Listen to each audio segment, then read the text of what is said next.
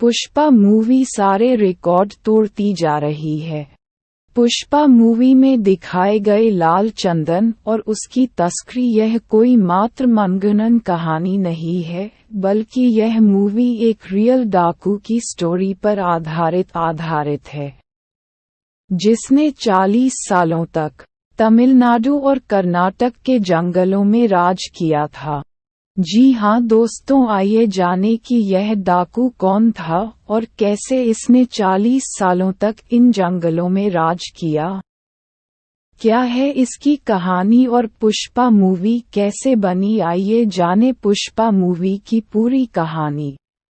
अल्लू अर्जुन की मूवी पुष्पा में जो रोल अल्लू अर्जुन ने पुष्पा के रूप में किया है, वह असल में तमिलनाडु और कर्नाटक के जंगलों में राज करने वाले एक कुख्यात डाकू पर आधारित है, जिसका नाम वीरप्पन था। 18 अक्टूबर 2006 देश के सभी मीडिया चैनल पर सिर्फ एक ही खबर दिखाई जा रही थी, दक्षिण भारत का कुख्यात डाकू वीरप्पन एनकाउंटर में मारा गया। यह ऐसा डाकू था जिसे पकड़ना नामुमकिन लग रहा था। सरकार ने इसे पकड़ने के लिए 100 करोड़ रुपये भी खर्च कर डाला, लेकिन इसे पकड़ नहीं पाई थी। वीरप्पन लंबे समय तक जंगलों में राज किया, कहा जाता है कि जंगल उसका घर था। जंगल का कोई भी ऐसा कोना नहीं था जिससे वीरप्पन नहीं जानता था। काफी समय तक जंगल में रहकर पुलिस को चकमा देता रहा, लेकिन वीरप्पन जैसे डाकू को पकड़ना पुलिस के लिए आसान नहीं था। इसे पकड़ने के लिए बड़ी प्लानिंग करनी पड़ी थी, तब जाके ये पुलिस के हाथों लगा था। लेकिन पुलिस ने उस वक्त एक भी मौका न गंवाते हुए उस पर लगातार 338 राउंड की फायरिंग की, तब जाके वीरप्पन को पकड़ा जा सका। लेकिन वीरप्पन के डाकू बनने का सफर कब शुरू हुआ, चलिए वो जानते हैं। इसकी कहानी 1962 से ही शुरू हो चुकी थी, जब यह महज 10 साल का था। 10 साल की उम्र में इसने एक तस्कर का कत्ल किया। उसी समय फॉरेस्ट विभाग के 3 अफसरों को भी इसने मार गिराया था। वीरप्पन के गांव वालों के मुताबिक यह एक बहुत ही गरीब परिवार से ताल्लुक रखता था। आपको जानकर हैरानी होगी, इसे फॉरेस्ट विभाग के कुछ अफसरों ने ही इसे तस्करी करने के लिए उकसाया था। लेकिन जब ये स्मगलिंग करके खूब पैसा कमाने लगा तो इसे मारने के चक्कर में अधिकारी खुद इसके पीछे पड़ गए। इसके बाद वीरप्पन अपनी जान बचाने के लिए जंगलों में भाग गया और फिर एक नई कहानी शुरू हुई। जंगलों में रहते रहते इसने 17 साल की उम्र में पहले हाथी को मारा। इसने तकरीबन 2000 हाथियों को मारा और कहा जाता है कि वो हाथियों के सिर के बीचों बीच गोली मारा करता था और उनके दांतों की स्मगलिंग किया करता था। इसके अलावा तमिलनाडु और कर्नाटक में पाए जाने वाले बेशकीमती लाल चंदन की भी स्मगलिंग करता था। चंदन की लकड़ी को काटकर उसकी तस्करी करना उसका खेल था। जब कभी भी कर्नाटक की पुलिस इसे पकड़ने जाती थी, तो ये भागकर तमिलनाडु के बॉर्डर को क्रॉस कर लेता था। इसके बाद पुलिस वाले बॉर्डर के नियमों को मानते हुए बॉर्डर क्रॉस नहीं करते थे। और बिल्कुल इसी तरह ये तमिलनाडु पुलिस के साथ भी करता था।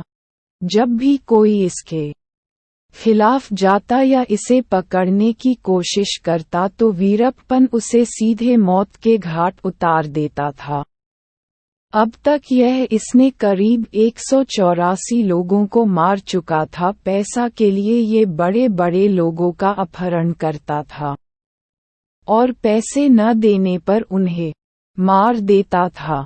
लेकिन इन सब के अलावा वीरप्पन को नाम कमाने का भी शौक था। वो चाहता था कि देश का बच्चा बच्चा उसे जाने और इसीलिए उसने रजनीकांत जैसे सुपरस्टार को भी किडनैप करने की कोशिश की, लेकिन उसका प्लान फेल हो गया। लेकिन फिर एक बार सन 1997 में कन्नड़ फिल्म के बहुत बड़े सुपरस्टार राजकुमार को किडनैप कर इसी जंगल में आंख पर पट्टी बांधकर घसीटते हुए लाया गया। और जैसे ही यह न्यूज बड़े बड़े मीडिया चैनल द्वारा दिखाया गया कि मशहूर सुपरस्टार राजकुमार का वीरप्पन द्वारा अपहरण कर लिया गया, देश में हड़कंप मच गया। अब लोग वीरप्पन का नाम जानने लगे तथा उसकी दहशत लोगों में फैल गई। वीरप्पन ने राजकुमार को छोड़ने के लिए 50 करोड़ की मांग की। सरकार द्वारा उसे पकड़ने के लिए स्पेशल टास्क फोर्स बनाई गई। काफी लंबे समय तक सर्च ऑपरेशन चलता रहा, लेकिन वीरप्पन किसी के भी हाथ नहीं लगा, क्योंकि जिस जंगल में वीरप्पन रहता था उससे बेहतर उसे कोई नहीं जानता था। लेकिन वीरप्पन यहाँ भी नहीं रुका और फिर सन 2002 में कर्नाटक के लिए एक मिनिस्टर को किडनैप कर लिया और मांग पूरी न होने के कारण उन्हें मार दिया। इसे पकड़ने में सरकार भी लाचार हो चुकी थी। सरकार ने वीरप्पन को पकड़ने के लिए 5 करोड़ रुपए का इनाम रखा, लेकिन इसका भी कोई फायदा नहीं हुआ। इसके बाद विजय कुमार को एसटीएफ का चीफ बना दिया गया। जैसे ही विजय कुमार ने एसटीएफ की कमान संभाली, तो उन्होंने वीरप्पन की सारी जानकारी इकट्ठा करना शुरू कर दिया, क्योंकि विजय कुमार को भी पता था कि वीरप्पन को पकड़ना इतना आसान है। इसलिए विजय कुमार ने वीरप्पन की गैंग में अपने आदमी घुसाने की कोशिश की और वे सफल भी हुए। अब उसकी गैंग में विजय कुमार के आदमी शामिल हो चुके थे, लेकिन इसकी भनक तक वीरप्पन को नहीं लगी। वक्त से साथ वीरप्पन की गैंग के आदमी धीरे धीरे कम होने लगे थे। इसी बीच विजय कुमार को पता चली कि वीरप्पन अपनी बात को पहुंचाने के लिए वीडियो कैमरे की मदद लेता है। वो अपनी वीडियो शूट करवाता था और अपनी दूसरों तक पहुंचाता था।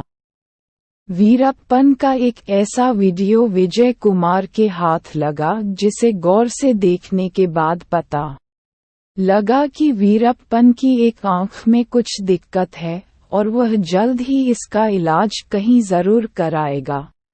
वीरप्पन अपनी एक आंख से बहुत परेशान था और वह इलाज की तरकीब लगा रहा था। इसी बीच जो वीरप्पन की गैंग में विजय कुमार के आदमी शामिल थे, वो वीरप्पन को उकसाने लगे कि यदि जल्दी ही उसने अपनी आंख का इलाज नहीं कराया तो उसकी आंख खराब हो सकती है। और आखिरकार उस दिन का इंतजार खत्म हुआ जिसका एसटीएफ को इंतजार था। वीरप्पन को पकड़ने की सारी तैयारी हो चुकी थी। वीरप्पन की गैंग में शामिल विजय कुमार के आदमी ने वीरप्पन को बताया कि सड़क किनारे एम्बुलेंस आएगी और उसे ले जाएगी, लेकिन असलियत में वह कोई एम्बुलेंस नहीं थी, बल्कि वह पुलिस की गाड़ी थी जिसमें विजय कुमार के ड्राइवर और आदमी थे। वीरप्पन और उसके कुछ साथी जंगल से निकलकर एम्बुलेंस में बैठ गए और एम्बुलेंस चल पड़ी, लेकिन कुछ दूर जाने के बाद इसके ड्राइवर ने गाड़ी रोक दी और ड्राइवर तथा बाडन दोनों उतरकर भाग गए और जहां पर गाड़ी रोकी वहां पहले से ही बहुत सारे पुलिस वाले छिपे हुए थे। जैसे ही गाड़ी रुकी, पुलिस वाले ने फायरिंग शुरू कर दी। लगातार 338 राउंड की फायरिंग की गई, लेकिन इनमें से केवल 2 गोली ही वीरप्पन को लगी और इस तरह से वीरप्पन एनकाउंटर में मारा गया।